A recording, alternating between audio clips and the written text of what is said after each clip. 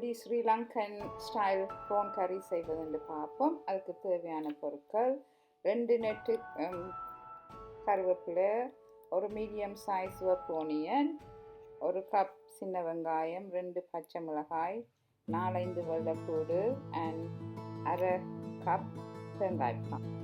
Okay, அதுக்கு தேவையான spices 1 தேக்கரண்டி மிளகாய் தூள், 1/2 தேக்கரண்டி மல்லித்தூள், 1/2 டீஸ்பூன் மஞ்சள் தூள், 1 டீஸ்பூன் கரம் மசாலா, 1 டீஸ்பூன் சீரக பவுடர் அண்ட் 1 டீஸ்பூன் கஸ்தூரி பவுடர். ஸோ அது ரெட் கலரை கொடுக்கும் கறிக்கு.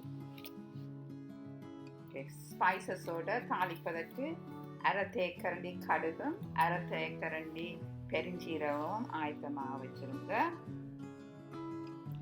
அதோட 250 கிராம் ஆஃப் இறால் எடுத்து க்ளீன் பண்ணி வச்சுருங்க. அதோட ஒரு மீடியம் சைஸ் தக்காளி பழத்தையும் சின்ன துண்டுகளாக வெட்டி ஆயத்தமாக வச்சுருங்க.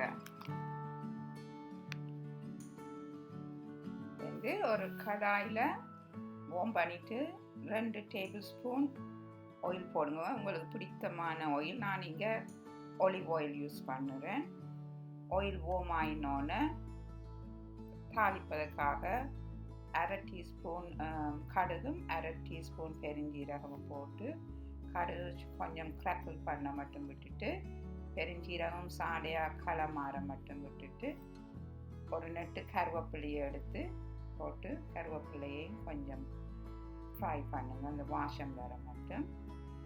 அதன் பிறகு நீங்கள் வெட்டி வச்சிருக்கிற பச்சை மிளகாயும் வெள்ளை வெங்காயத்தையும் போட்டு ஒரு 1/2 நிமிடம் வதக்கி விட்டுட்டு வந்து நீங்கள் வெட்டி வச்சிருக்கிற வெங்காயத்தை போட்டு வதக்குங்க. எவ்வளவுக்கு கூட வெங்காயம் போடுறீங்களோ அவ்வளவுக்கு நல்லா கிரேவி நல்ல திக்காக வரும். ஸோ இது நல்ல லைட் ப்ரௌனாக வர மட்டும் பொரிக்கணும். அப்போ தான் உங்களுக்கு அந்த நல்ல வாசம் வரும். உப்பும் போட வேணும். உங்களுக்கு தேவையான அளவு உப்பை போடுங்க. உப்பு குக்கிங் ப்ரோக்ரஸை ஸ்பீடப் பண்ணும். ஸோ அதுக்கு பிறகு நீங்கள் வெட்டி வச்சிருக்கிற தக்காளி பழத்தை போட்டுட்டு தக்காளி கொஞ்சம் மஷியாக வர மட்டும் கொஞ்சம் வதக்கி கொண்டிருங்க. வந்து நீங்கள் மூடி ஒரு 2 நிமிஷம் எல்லாம் சேர்ந்து குக் பண்ண வேணும். ஃப்ளேமை இந்த டைம் கொஞ்சம் ஸ்லோ ஃப்ளேமில் விடுங்க, இல்லாட்டி அது கருகிடும்.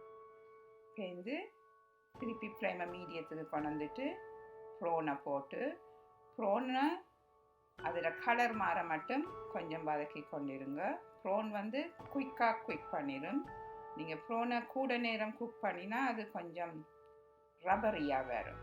ஸோ அதை கொஞ்சம் அதில் கலர் மாற மட்டும் 1 மினிட்டோ 2 மினிட்டோ அளவுக்கு மீடியம் ஹீட்டில் குக் பண்ணி கொண்டிருங்க.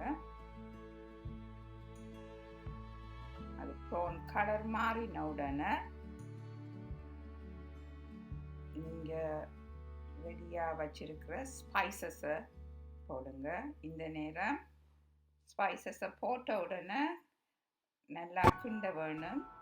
இந்த ஸ்பைசஸை பேர்ன் பண்ண விடக்கூடாது. பேர்ன் பண்ணினா கறியோட டேஸ்டையே அது மாறிடும்.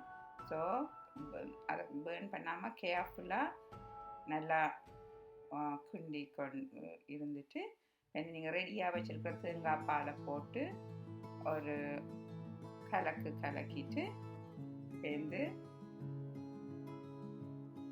ஓவர் குக் பண்ணாமல் பார்த்துக்கொள்ளணும்.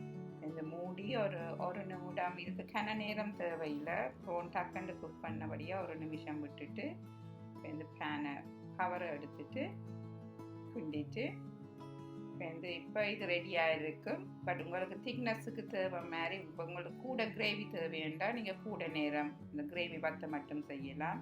பட் எனக்கு இது போதும். அப்போ நான் மிச்சமாக இருக்கிற ஒரு நெட்டு கருவேப்பிலையும் பிச்சு போட்டுட்டு ஒரு ஃபைனல் மிக்ஸ் பண்ணிவிட்டு இதை நான் இப்போ ஒரு டிஷ்ஷில் இறக்க போகிறேன்.